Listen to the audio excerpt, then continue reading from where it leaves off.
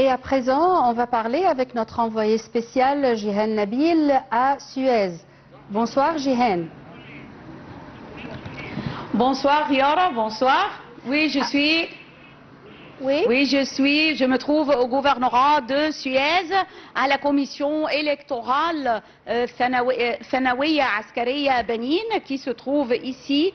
Et je veux dire, Yara, que le déroulement se passe paisiblement et d'une façon on peut dire, très facile. Alors, le matin, les femmes au début qui ont commencé à 9 h à voter et ensuite pendant l'heure où c'était un peu chaud, vers 1 h après-midi ou 2 h, les gens un peu ont reculé à venir voter, mais tout de suite après l'heure du repos, après 4 h, alors l'heure du repos c'est de 3 h jusqu'à 4 h après-midi et les gens ont commencé encore une fois à venir pour voter.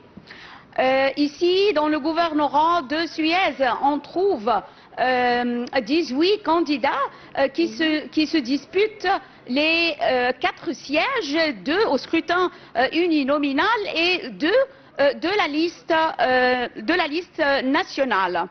Et il y a une femme parmi les 18 électeurs qui se disputent ce scrutin. Donc ce sont 4 sièges qui seront consacrés au gouvernorat de Suez à la Chambre des députés 2025. À la première phase... Eh bien, autre chose... allez-y Jihan. J'ai remarqué une chose qui m'a tellement touchée. Alors, les gens ici aiment aider les personnes qui ont des problèmes, par exemple les personnes qui ayant des besoins spéciaux ou les personnes un peu âgées, et ou les non-voyants et les personnes âgées également. Les habitants ici de Suez aident ces personnes. Alors c'est très clair, c'est très visible à l'œil. Alors également il y a toujours des fauteuils, des fauteuils roulants. Il y a aussi un système pour les bulletins de vote pour les non-voyants, comme tu viens de le dire, Yara. Et il y a aussi le nombre des citoyens qui sont ici à Suez, qui ont le droit de voter, atteint les 505 586 personnes qui ont le droit de voter. J'ai remarqué aussi que le gouverneur, le général Tariq Shazli a fait son tour pour s'assurer du bon déroulement des élections parlementaires 2025 ici dans le gouvernorat de Suez, en passant pour s'assurer du bon déroulement dans plusieurs commissions électorales. Une autre chose aussi qui était pour moi un peu différente, j'ai trouvé bien sûr dans toutes les commissions électorales, on trouve les ambulances qui se trouvent à la porte, mais aussi j'ai trouvé une unité de santé qui surveille la santé des participants et c'était la première fois que je vois quelque chose pareil ici dans le gouvernorat de Suez.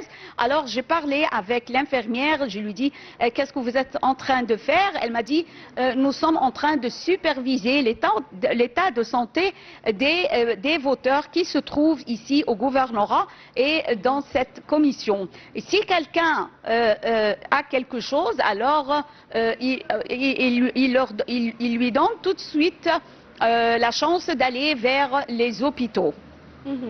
Alors c'était une chose qui m'a tellement touchée ici. Alors Jihan, à la première phase, vous étiez à Aswan. Quelle est la différence entre Aswan et Suez? Eh bien, Aswan, c'était comme des citoyens pour des communautés. Quelques personnes viennent pour voter pour une personne, une spéciale personne. Mais ici, je vois que les personnes ne sont pas des communautés comme à Aswan. Tu sais, Aswan est un peu au sud, alors ce sont des sociétés, des communautés différentes. Des tribus et des familles. Oui, également, les tribus, c'est ça.